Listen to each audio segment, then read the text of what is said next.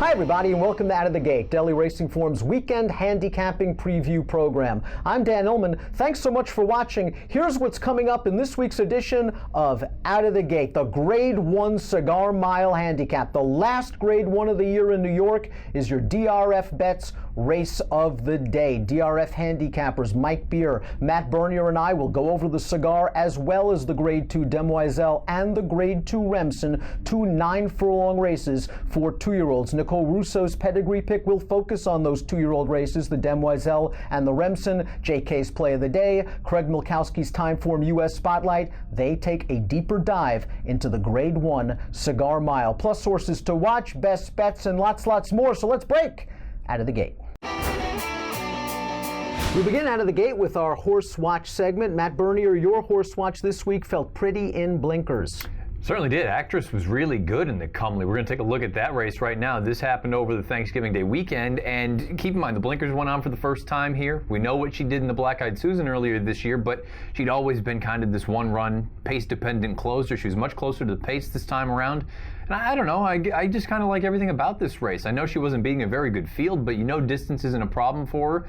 And if they continue on with her, which fingers crossed they will as a 4-year-old, I'd like to think bigger and better for her. This was a much improved effort. I think this filly is coming into her own for Jason's service. I mean, she won the Black-Eyed Susan as a maiden, a daughter of Tappet, but the blinkers came on. She didn't break very well, but she put herself right into the race. And if she can be closer to the pace, and she's not a one-run closer anymore, and still sustain her run the way she did in the Comely, the sky might be the limit. Mike Beer, NYRA analyst, your horse loves the big A. Yeah, Gold for the King. Quick turnaround with the Horse Watch here. Gold for the King, who just won a New York bred stakes race yesterday at Aqueduct. Here's the replay of that race. This was a nice turnaround in form for this horse. You know, he was a fast 2-year-old. He ran a very fast race in his first start this year as a 3-year-old. His form was a little dirtied up after that. I don't think he ran as poorly as it may have looked on paper, but this was still a nice way to see this horse turn it around. A very easy and convincing win here against Stakes Company. He's ending up his 3-year-old year in the right way. I suspect we'll see him over the winter, and then we'll see where he goes from there. But next year, you're probably looking at one of the best New York bred sprinters in the country. And I wonder if even over the winter he can take a step up into the listed stakes ranks. There's some nice stakes races at Aqueduct this winter. That's Gold for the King. Just love the way he finished up that race earlier this week. Now, both Dioro and Good Magic obviously are going to take the lion's share of the Eclipse votes, and deservedly so, based on what they've done on the main track this year. But I wonder if the best 2-year-old in the country is one that's been running on the turf, and that is Analyze It for trainer Chad Brown. A perfect 2 for 2. Impressive maiden winner on the NYRA circuit, then shipped over to Del Mar last week for the Cecil B. DeMille. They swing into the stretch in this race, and Analyze It, who's been up and on the pace throughout, is just striding away from this field. He's going to win by 4 lengths here. It's a 93 Beyer speed figure, building on the 90 Beyer speed figure he earned in his debut. Now, this is a horse that likes to be forwardly placed. He's probably going to eventually learn a little bit or be taught by Chad to sit just off of the pace. He's by Point of Entry, who was a top turf horse in his day, but he's got a little bit of dirt on the bottom. I wonder if eventually we see this horse get a chance to succeed on dirt, but as of right now, he has been very, very good on the turf. Keep an eye out for Analyze It early next year for trainer Chad Brown. Lots of great graded stakes action at Aqueduct this Saturday, and of course the main event, the Grade 1 Cigar. Saturday's DRF Bets race of the day is the Grade 1 Cigar Mile Handicap. Let's take a look at this field. For free formulator past performances of the Cigar Mile, head on over to the Race of the Day event page on DRF.com, and when you click on the expanded stakes preview of this race at video.drf.com, as well as all the graded stakes races this weekend, we've got some nice DRF Bets offers for new subscribers. DRF NYRA analyst Mike Beer, the number 6 Sharp Azteca, 2-1 on the morning line. This horse likes to be forwardly placed. There is some other speed in this race. You're going to go with the horse to upend him that just faced him and finished behind him. It's the one-turn loving Practical Joke. Yeah, Practical Joke and Sharp Azteca just both ran in the Breeders' Cup Dirt Mile at Del Mar. We have the video of that race. I mean, you know, Sharp Azteca, I don't really see a big excuse for him not to win this race. I just really felt like It was a good position for him to be in. He's going to eventually get worn down here by a big long shot and settle for second. That's Practical Joke on the outside. I thought Practical Joke ran fine in this race. There wasn't a big pace. It looked like there could be one in this race. There really wasn't. He's very game at the end here. He's going to come up just short of third. I thought he ran well considering the trip that he got. As you mentioned, he's 5 for 5 around one turn, so he's going to try and end his career 6 for 6 around one turn with a 4th Grade 1 win. I think this race should set up a little bit better for him, and I'm going to give him a chance to rebound. A fast pace would certainly work to his favor. Matt, not exactly what you're looking for. You're hoping that the pace may not be as fast as expected, or you're thinking you've got the Southern California speed, which almost automatically guarantees speed of the speed. Yeah, and I always think just the West Coast dirt horses are better than the East Coast dirt horses, but Americanized, I'm going to need to hope that everybody else gets a little bit cute. I think Americanized is the speed, and I'm hopeful that Sharp Azteca is going to take back, and I don't know that Seymour Deeney is really fast enough to run with this horse early on. We're going to take a look at the Damascus. This was his most recent start. It was on the Breeders' Cup undercard. See him, he's the big gray out there. He's a full brother to American Gal. We know what she was capable of up at Saratoga earlier this year. Simon Callahan's gotten this horse good, and he's always hinted at big ability. I'm a little bit afraid of the distance. I'm not going to lie. I don't know if 8 furlongs is really what he wants, but I think there's a real scenario where he can shake loose. If everybody else gets a little bit too cute, eyeballing one another, and they let this horse go on the front end, I think he can make him pay at a decent number. 3-year-olds have historically done very, very well in the Cigar Mile. My pick, a 3-year-old, that's the number 10, Beasley. 12-1 on the morning line. Started his career with a little bit of buzz, so much so that he was 9-2 in the Tampa Bay Derby against eventual Belmont Stakes winner Tapit. He ran okay in the Tampa Bay Derby, but I like that Mark Henning gave him some time off in the spring into the summer, and he's come back guns blazing. A couple of sprint wins, and then last time out, the Bold Ruler Handicap. We're going to take a look at that race right now. Tom's Ready won this race coming from way at the back of the pack. You're going to see Seymour Deeney way at the back of the pack, eventually pick up a bit and finish 4th down towards the inside. This pace kind of fell apart. Beasley got bumped around, as you saw, an upper stretch, and then was looped by Stalwalking Dude, who came back out of this race to win the fall highweight last week. I like the way that he's staying on. He may not be brilliant or have that brilliant burst of speed, but I think that this grinding ability is going to serve him well at the mile distance. And I think the pace will be solid with Americanized and Sharp Azteca perhaps battling it out for the early lead. Beasley from this outside post might be able to settle into mid-pack. He finally ran a fast number last time out. I think there could be more in the tank, and best of all, he's 12-1 on the morning line. That's the number 10, Beasley, in the Cigar Mile. Nicole Russo is going to take a look at the 2 major races for 2-year-olds at Aqueduct on Saturday. The Remsen for Colts, the Demoiselles for fillies. Let's go to that segment right now. Hey guys, Nicole Russo coming to you from Lexington, Kentucky for Out of the Gate, and we're looking at a competitive card at Aqueduct on Saturday, including a pair of 9 furlong Grade 2 events for juveniles. Let's start by taking a look at the Remsen. Several well-bred horses in this field, a couple of graded stakes winners already, and one of those is Godolphin homebred Avery Island, who's hard to get past here. The son of Kentucky Derby winner Street Sense broke his maiden at 1 1/16, then cut back to 1 mile to win the Grade 2 Nashua at Aqueduct, likes the track, and think he should certainly like the distance as he stretches back out. He's out of Kinda Spicy, who is by Stamina Source AP Indy, and out of a Chilean champion. Kinda Spicy won both her career starts, going 1 mile and going 9 furlongs. Now, she's got a 3-year-old street cry out there named Tasteful, obviously bred on the same cross as Avery Island. A winner sprinting maybe gets a pass for her only try routing so far, which came on the turf. Another Remsen entrant, Biblical, already owns a win at this 1 1/8 distance, breaking his maiden last out. He's a son of Tapit, who of course can get you a distance horse, of course can get you a good juvenile with champions like Hansen and Stardom Bound on his resume. And this one, Biblical, is a half-brother bred on the same cross to Kentucky Oaks winner Princess of Silmar, another outstanding route runner who loved Aqueduct herself. Now, let's take a quick look at the Demoiselles for the fillies, and a couple of fillies you might actually get a price on, including Wonder Godot, who's getting another chance going 2 turns on the dirt after finishing 6th in the Breeders' Cup Juvenile Fillies. She was checked, improved her position, wasn't going to get to the winner, but I think she definitely merits another try here. She previously won the Mazarine going 1 mile and a 16th on the Woodbine turf. Now, she's by Medaglia d'Oro, who, of course, outstanding filly sire, outstanding route sire. He's had Grade 1 winners this year, both on dirt and turf, a very versatile stallion.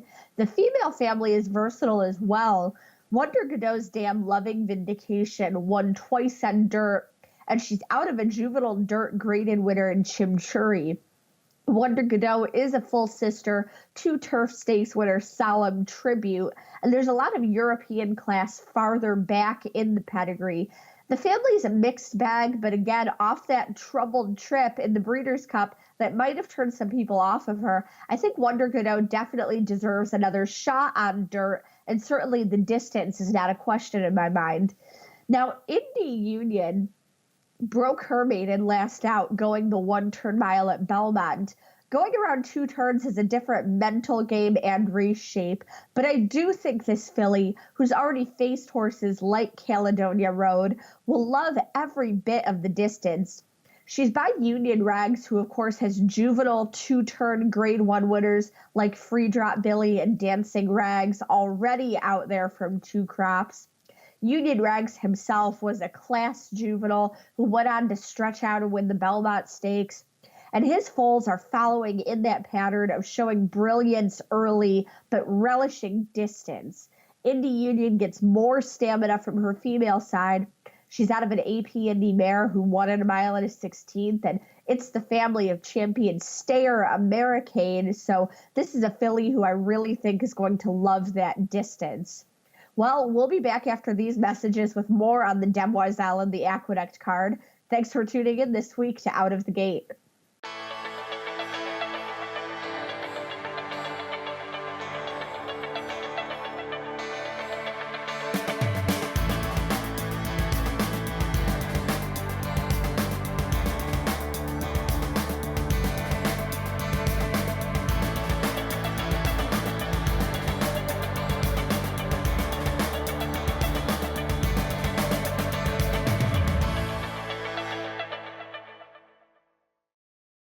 You asked, we listened. DRF Plus has more flexible subscription options. Use DRF Plus Basic for exclusive news and analysis, including our DRF Live real-time news feed. Or go deeper with DRF Pro and unlock buyers, closer looks, picks, and reports, including the DRF Daily Game Plan. DRF TV viewers get 50% off the plan of your choice. Use code DRFTV50 at checkout. Learn more about the DRF Plus subscription plans at drf.com/plus.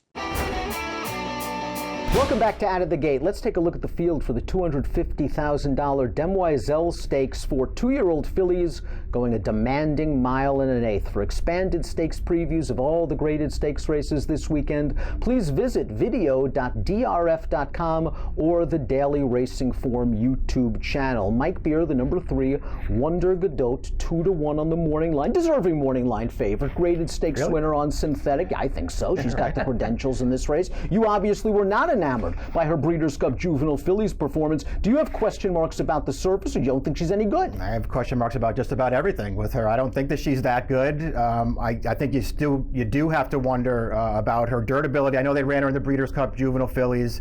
She had a little trouble in that race. To me, it was inconsequential trouble. She was never going to win that race. Here's her big win, I guess her defining win up in Canada in the Mazarine.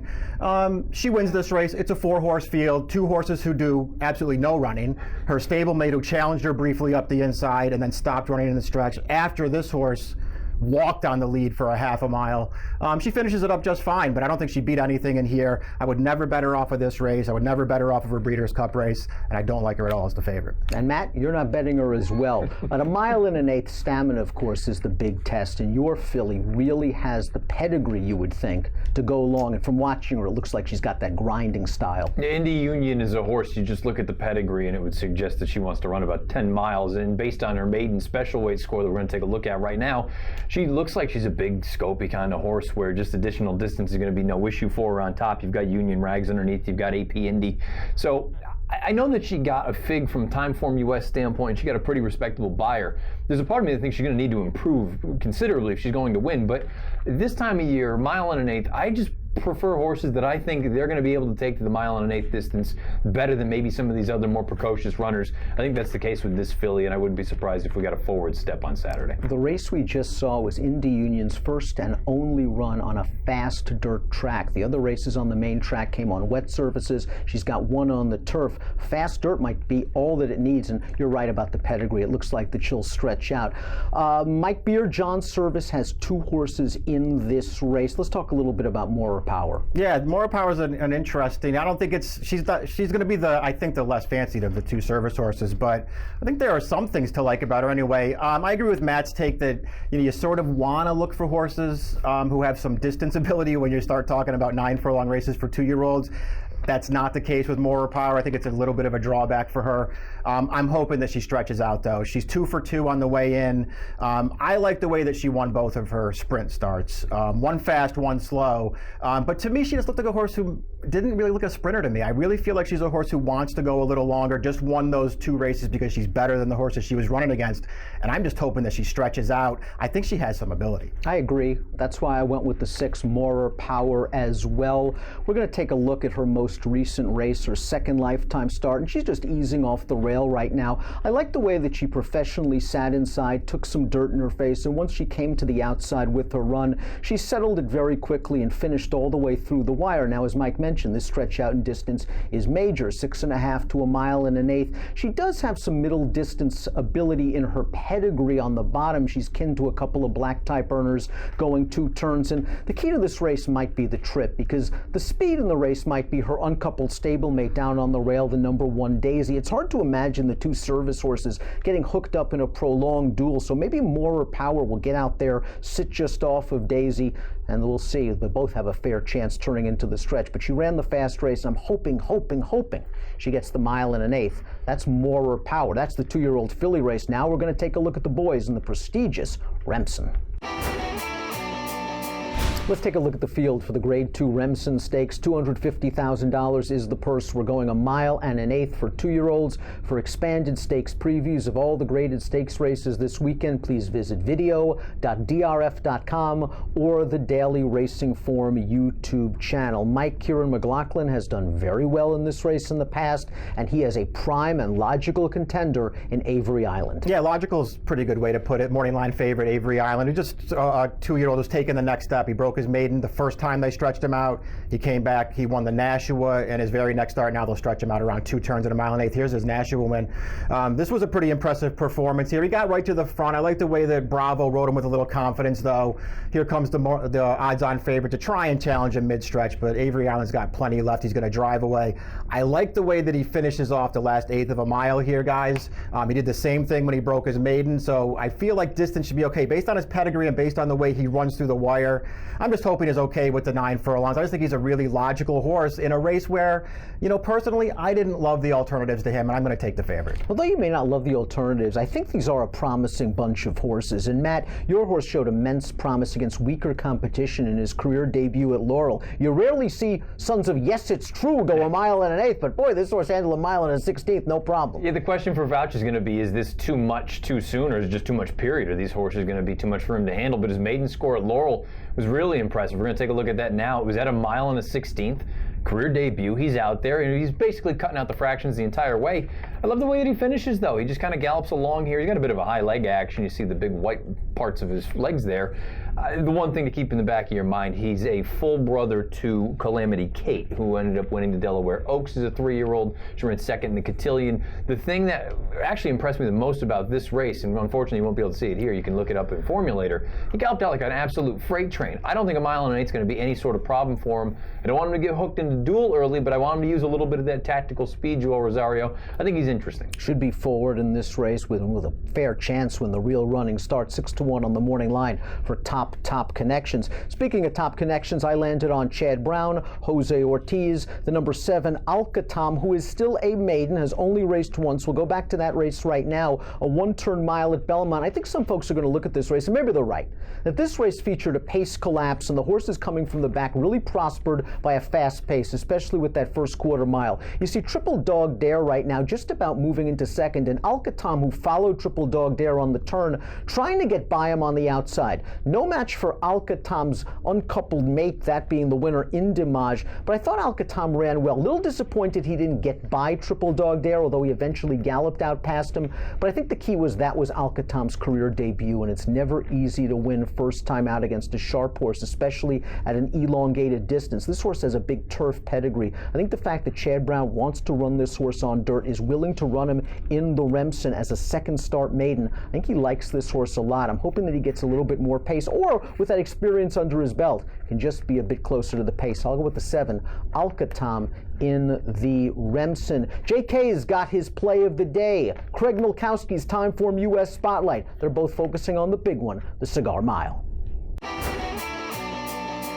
Hey everybody, welcome to JK's Play of the Day. We're going to go to the Cigar Mile, one of my favorite races. I love one-turn miles, and anytime you can get a grade 1 like this or the Met Mile, it always has my attention. There's a horse in here that I love. I teased on the podcast. There's a horse I didn't think could lose this race, and that horse is Sharp Azteca. I think Sharp Azteca is by far the best miler in the country. Obviously, that didn't go so well at the Breeders' Cup. He was down on the inside. I don't think that's where he wanted to be, where you wanted to be on that day. Outside horses did a little bit better throughout the entire Breeders' Cup weekend.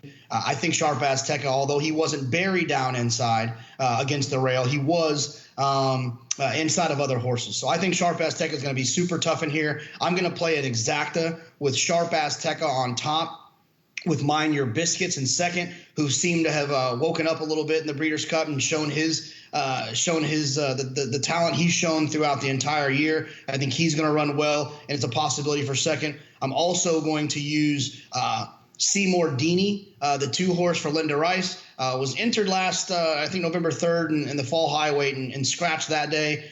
Shows back up here. And I think that horse has a really good shot to get into the exacta. And then I'm also going to use Summer Revolution.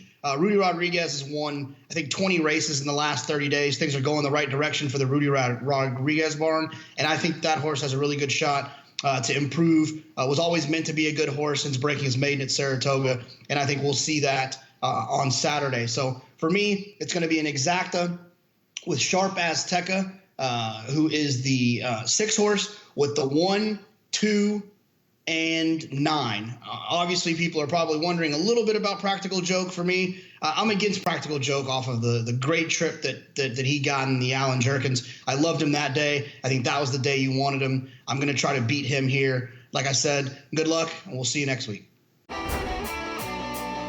Hi, this is Craig Milkowski at Timeform US for this week's edition of Out of the Gate. Today we're going to talk about one of my favorite races on the calendar, the Grade 1 Cigar Mile being run at Aqueduct. Over a slightly different surface this year. They've kind of winterized the surface. It's been producing some slow times, but we still drew some real quality horses in this field. They actually pushed it back a week this year due to the close proximity of Thanksgiving weekend to the Breeders' Cup, and it seems to have worked because they got 3 horses that ran on Breeders' Cup weekend, Mind Your Biscuits from the Sprint, and Sharp Azteca and Practical Joke, both from the mile.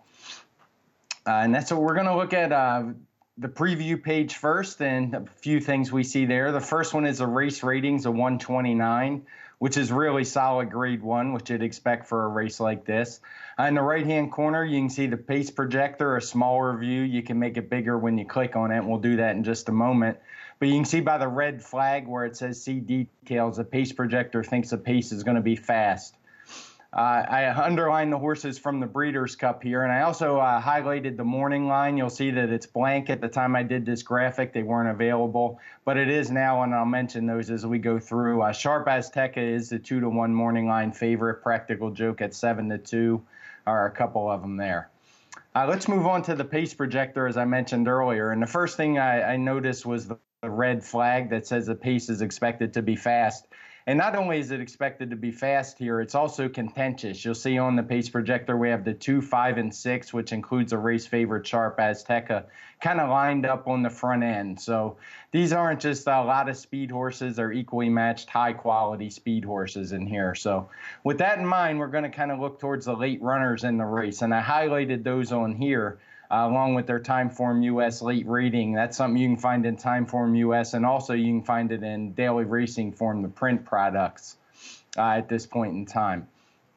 We're going to start with going post position order, and a horse who's quite a bit of a long shot at 30-1 on the morning line, number 3, Just Call Kenny. Just Call Kenny is kind of horse. He does have that very good race pace rating. But if you look at his PPs, there's a reason he's 30-1. He's been beaten by lesser horses many times. His one win came at Monmouth and the Grade 3 Islin in his last 4. He's just not quite been enough to win a race of this quality. He's maxed out a 122 Timeform US speed figure in 3 of his last 4. But with the right conditions, he's a horse I'll definitely be throwing into my tries and superfectas, trying to get a big number here. The next one we're going to look at is Vulcan's Forge. He was the number 7. He's going to be the 7 horse. He's 20-1 morning line, so a little less price. But he also kind of has the same issue. He's been running against a lot lesser company. You can see his last 4 races have all come in allowance races.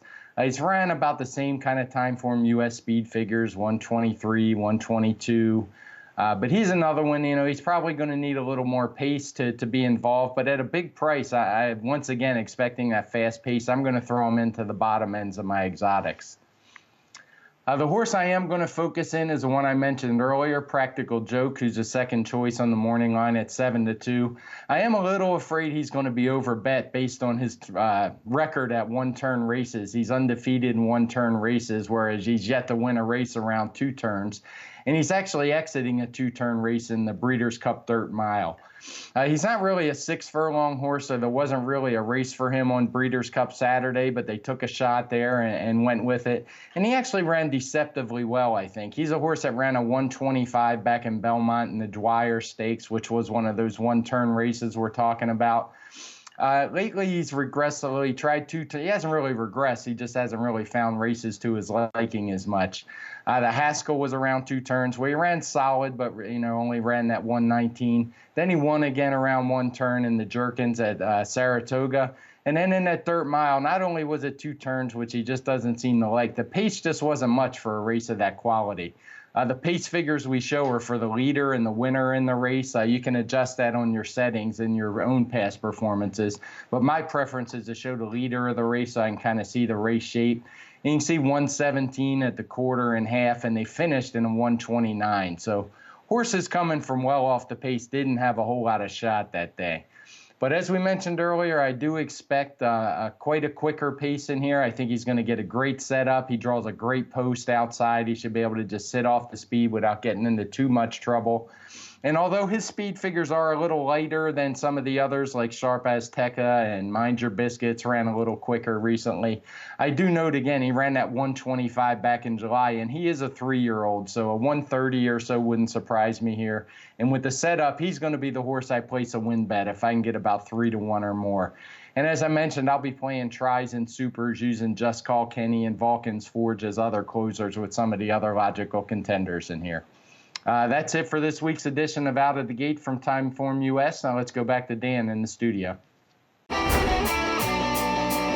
Time for our best bet segment here on Out of the Gate. Matt Bernier, your new favorite track, Tampa Bay Downs. You got to work with me here because there's been a severe bias the first 2 days of the Tampa Bay meeting. This is being recorded on Thursday. They're going to run Friday. This race is on Saturday, though. The 5th race, it's a maiden claiming race, $25,000 maidens. We're going to take a look at the Timeform US pace projector because it's very important to see that the number 2 horse, Vineyard Bay, is on the front end. If you've been paying attention to Tampa, any horse that's not on the lead at the quarter pole in dirt sprints does not win. It's been impossible to make up ground.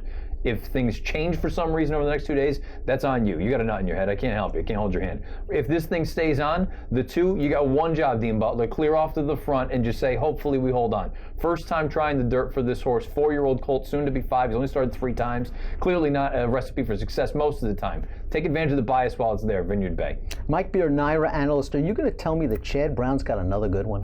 Hard to believe. Yeah, let's look at the one graded stakes race on the card we didn't get to yet, the Go for Wand race 6. I'm just going to take Jamison and Ginger. I don't really have anything to say about her. I don't think she's going to be some kind of great price in here. I'm just hoping that maybe the favorites' money gets split up between her and Highway Star. Really nice horse, Highway Star, but I want Jamison and Ginger in this race. We have a video of her running really well, actually, as a 2-year-old in the Demoiselles last year. She finishes second in this race. I think maybe the mile and an eighth, at least at that time. A little far for her, but she ran really well. She's come back as a 3-year-old this year. She's made 2 starts since Chad Brown took over her training for Juddmonte, and she's won both of them. She was really impressive last time. She had a really good trip in the race, but she also really ran. It was a fast race. I think she's a good horse, getting better, and I just think she's in a really good spot on Saturday. I'm going to go to Parks, race number 6, number 5. That's Bluegrass Express. Veteran jockey Tony Black recently returned off of a long layoff. He's stuck on 5,208 wins. It's been reported that he wants to get to 5,210 wins before retirement. He almost got one of those 2 with Bluegrass Express last time out. We're going to go to that race right now. A sprint race where he put away the other's speed, makes the lead turning into the stretch, and is going to get run down by the favorite, Brother Chubb, who came back out of this race to validate the performance, running second with an 86 buyer and a non-winners of 2 other than at Parks. Watch this horse, Bluegrass Express, down on the inside, really fight all the way down to the wire, and I think that's pretty solid. He draws a good outside post in this race. He can either get to the front, he can either sit just off the pace. Maybe Tony Black, who, by the way, did I mention he's 66 years old, can get to the front with Bluegrass Express and finish the job. 4-1 on the morning line for Bluegrass Express, my best bet in Parks, race number 6. Thanks for watching this week. Best of luck when your horses break out of the gate.